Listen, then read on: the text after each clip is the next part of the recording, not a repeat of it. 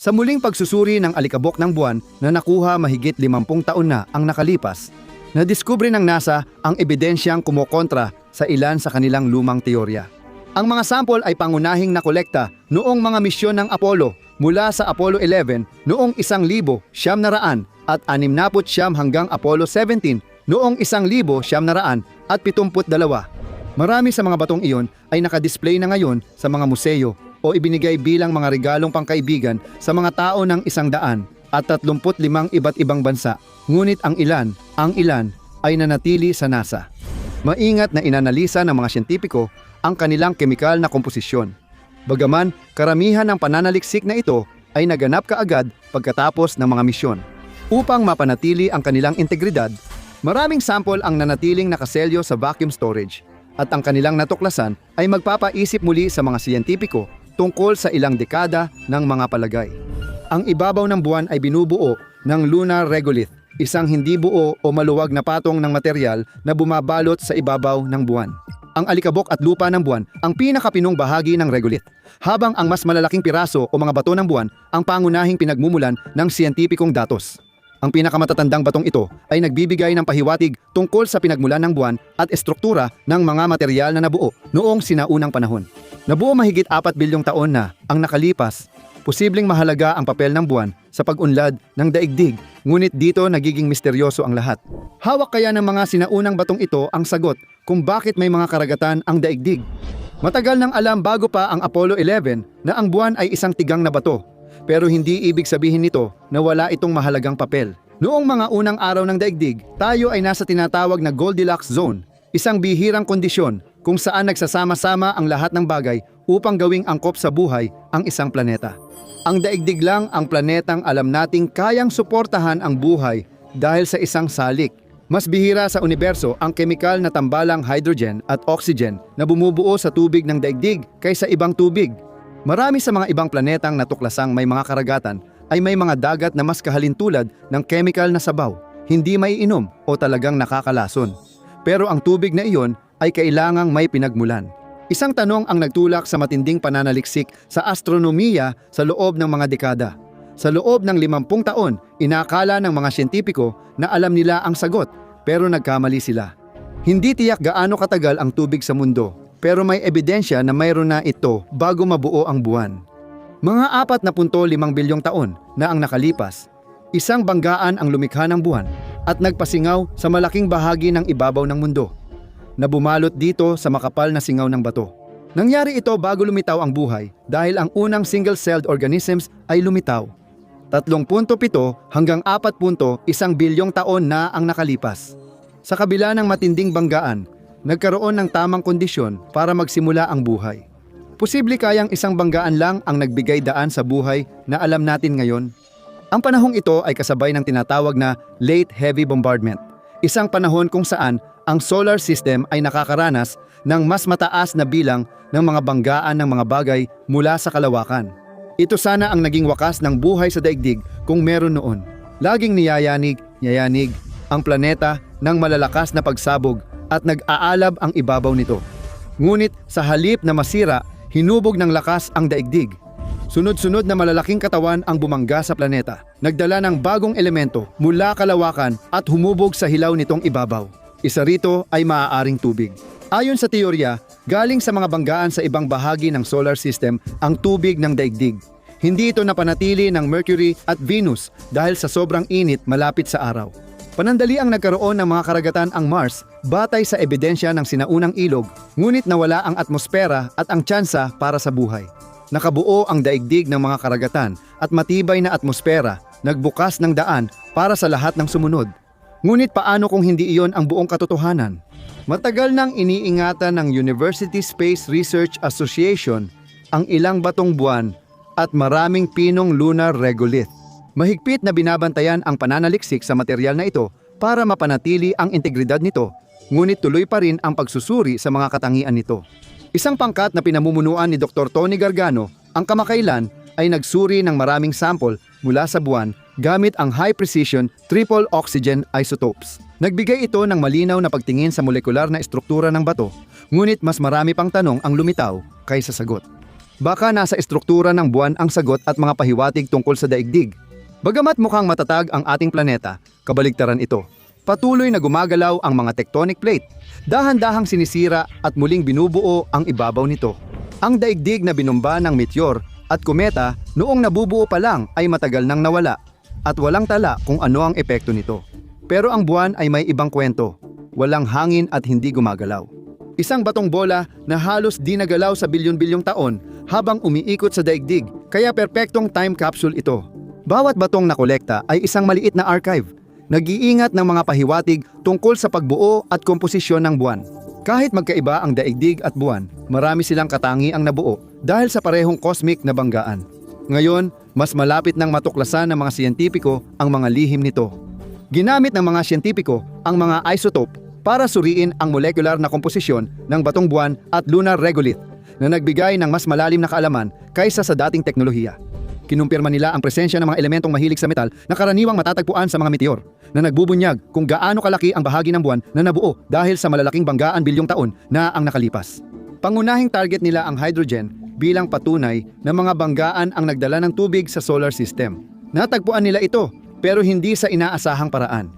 May pinakakompletong larawan na ngayon ang mga siyentipiko ng NASA ng molekular na komposisyon ng mga batong buwan. Natukoy nila ang hydrogen, ngunit hindi sa daming inaasahan. Kung ang mga meteorite nga ba ang pangunahing nag-ambag sa pagkakaroon ng tubig sa solar system.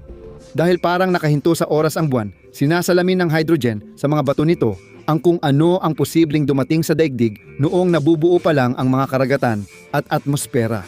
Ang maliit na pagkakaibang iyon ay binabago nito ang lahat ng inaakala nating alam natin tungkol sa pinagmulan ng tubig sa daigdig. Kung ito ang dami ng tubig na nakarating sa daigdig mula sa mga tama ng meteor na malamang ay dinala ng yelo, malaki ang posibilidad na mabilis itong sumingaw. Hindi sana nagkaroon ng pagkakataon ang daigdig na makabuo ng atmosfera o makabuo ng mga karagatan. Kung hindi nagsimula ang chemical na prosesong bumubuo ng tubig at nagpapaikot nito sa atmosfera, posibleng walang buhay na naganap. Nagbubunsod ito ng matagal ng tanong ng mga siyentipiko. Paano nagsimula ang lahat? Dahil dito, napilitan ang siyentipikong komunidad na muling suriin ang pinagmulan ng tubig sa daigdig na hinahamon ang dating paniniwala sa meteor hypothesis. Dating suportado ng hydrogen at lunar samples, ang teoryang meteor ang nagdala ng tubig, ngunit iba na ang sinasabi ng bagong pagsusuri. Ang dami na natutukoy ngayon ay nagpapahiwatig na malabong ang mga meteor ang pangunahing pinagmulan. Kung sila nga ang naging pangunahing pinagmulan, malaki sana ang pagkakaiba ng ibabaw ng buwan ngayon. Maaaring kahawig pa nito ang mas basang sinaunang tanawin na nakita sa Mars. At dahil dito, kinailangan ng mga siyentipiko na maghahanap ng ibang paliwanag. Ito ang pinakamalaking misteryo. Bakit tayo narito? Walang tubig, walang tao. Patuloy ang paghahanap at pagtutok ng siyentipiko sa mga posible nilang paliwanag. Ang mga meteor at asteroid, ang pinakamalalaking banggaan na maaaring mangyari sa isang planeta, na muling binabago ang ibabaw nito ng malaya. Ang pinakamalaking banggaan matapos malikha ang buhay ay nagdulot ng pagkawala ng mga dinosaur. At may takot na maulit ito at magwakas ang sibilisasyon ng tao. Ngunit malayo sila sa pagiging pinakakaraniwang bagay na lumilipad sa loob ng kalawakan. Mayroon ding mga kometa na lumilipad sa kalawakan, ngunit hindi sila gawa sa bato. Binubuo sila ng alikabok at yelo kaya mas mataas ang level ng tubig sa kanila. Kapag tumama sa planeta, mas malamang na makasira ito sa ibabaw at madurog agad. Dahil dito, kumakalat ang alikabok at nanunuot ang tubig sa ibabaw, kaya nadaragdagan ang tubig sa daigdig. Ang panahon ng matitinding banggaan sa daigdig ay malamang na nagdala ng napakaraming kometa rito at kakaunti na lang ang bakas na naiwan ng mga ito. Gayunpaman, ipinapakita ng ebidensya na ang sagot ay maaaring nasa ibang lugar pa. Matagal nang pinag-aaralan ang sample ng mga kometa, ngunit mali ang balanse ng mga molekula ng tubig roon. Malaki ang presensya ng deuterium dito, isang hydrogen isotope mula sa tubig, na iba sa kemikal na sangkap ng tubig sa daigdig. Bukod pa rito, napakaraming kometa ang kailangang tumama upang makabuo ng matatag na antas ng tubig na mayroon tayo sa daigdig. Tinatayang mas mababa sa 10% ng tubig sa daigdig ay galing sa mga kometa, kaya dapat tayong maghanap ng mas malapit na pinagmulan. Namayani ang teorya ng meteor sa loob ng ilang dekada dahil sapat ang laki ng mga ito mula sa kalawakan para magdala ng yelo at baguhin ang ekosistema ng daigdig. May bagong ebidensya na nagsasabing Kahit nakatulong ang meteor at kometa, malamang hindi ito sapat. Dahil dito, nabuhay muli ang ideya na ang tubig ay maaaring nagmula mismo sa daigdig nang hindi kailangan ng labas na tulong. Mahirap mangyari dahil noong umpisa ng planeta, sobrang init para magkaroon ng likidong tubig. Kahit nahirapan lumamig ang daigdig, hindi naging tahimik ang universo sa paligid nito. Isang pangunahing teorya ang nagsasabi na ang tubig ng daigdig ay dinala ng mga planetesimal, mga nagyeyelong primitibong bagay na nagtitipon sa mga gravitational field tulad ng asteroid belt. Pinaniniwalaang ang mga celestial na blok ay tumama sa sinaunang daigdig at buwan, posibleng nagdala ng malalawak na karagatan ngayon. Noon, maraming bagay ang nabuo sa magulong universo at sa paglaon, hinila ng gravity ng daigdig ang mga ito na dagdag sa masa ng planeta. Ang tubig na dala nila ang nagbuo ng karamihan sa tubig ng daigdig at unti-unting lumikha ng mga karagatan. Ngunit nagdulot ito ng bagong tanong. May ilang siyentipiko na nagdududa sa teoryang ito dahil sa pagkakaiba ng rasyo ng noble gas sa atmosfera at mantle ng daigdig na nagpapakitang magkaiba ang pinagmulan ng mga ito. Dahil dito, may haka-haka na karamihan ng tubig ng daigdig ay dumating pagkatapos mabuo ang buwan dahil mas mababa sa 1% ng masa nito ang dumating noon. Pagkatapos ng banggaan, kailangan ng maraming material na may tubig para mabuo ang mga karagatan natin ngayon. Kaya maaaring nag-ugat lahat sa malaking banggaang iyon. Sumikat ang bagong hipotesis matapos ang pag-aaral noong 2019 sa molybdenum isotope ratios na sinusuportahan ng bagong ebidensya. Ayon sa teoryang ito, karamihan ng tubig sa mundo ay dumating matapos ang banggaang lumikha ng buwan. Pero hindi ito likidong dumating dahil sa matinding init ng mga unang planeta na natili itong gas. Habang unti-unting lumamig ang mundo, ang tubig na ito ay nagkondensa at bumagsak bilang ulan sa loob ng napakahabang panahon, hanggang sa napuno ang mga karagatang kilala natin ngayon. Sa huli, maaaring mas komplikado ang sagot kaysa inaakala ng kahit sino. Marahil tama ang lahat ng nabanggit. Lalong nagiging komplikado ang kwento ng pagdating ng tubig sa mundo dahil sa bagong ebidensya araw-araw. Dahil sa teknolohiya, kayang suriin ng mga siyentipiko ang ibabaw ng mundo at mga batong mula sa buwan ng mas tumpak na nagpapakita ng mga kemikal na bumubuo dito. Mukhang malamang na dumating ang tubig sa pamamagitan ng malalaking pagbagsak ng mga meteor, pati na rin ng mas maliliit na kometa at mga planetoid. Kasabay nito, natural na nabuo ang atmosfera ng mundo habang lumalamig ito sa paligid ng nagbabagang planeta.